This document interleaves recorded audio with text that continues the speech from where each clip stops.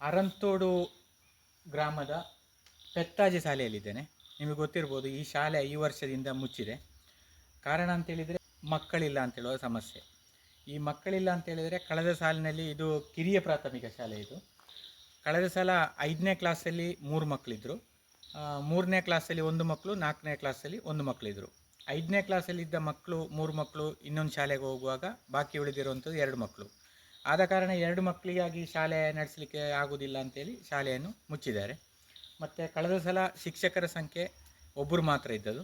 ಶಿಕ್ಷಕರು ಎಲ್ಲ ಕ್ಲಾಸಿಗಾಗಿ ಒಬ್ಬರೇ ಪಾಠ ಮಾಡ್ತಾಯಿದ್ರು. ಎಲ್ಲ ಸೌಲಭ್ಯಗಳು ಇಲ್ಲಿ ಸಿಗ್ತಾ ಇದೆ ಅಂತೇಳಿ ಅವರು ಹೇಳಿದಾಗೆ ಶ್ರೀನಿವಾಸ್ ಬೈಪಾಡಿತಾಯಿ ಅವರು 60 ವರ್ಷಕ್ಕೂ ಮುಂಚೆ ಕೊಟ್ಟಂಥ ಈ ಒಂದು ಜಾಗದಲ್ಲಿ ಸರ್ಕಾರಿ ಶಾಲೆ ಇತ್ತು.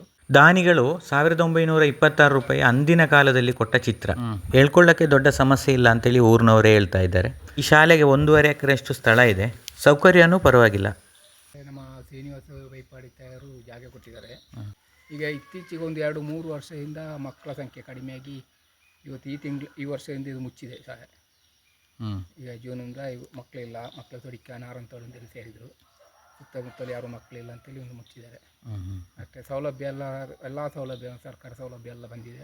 ಅದಕ್ಕೇನು ಕೊರತೆ, ಸಮಸ್ಯೆಗಳೇನಿಲ್ಲ. ಮಕ್ಕಳ ಸಂಖ್ಯೆ ಇಲ್ಲ ಅಷ್ಟೇ.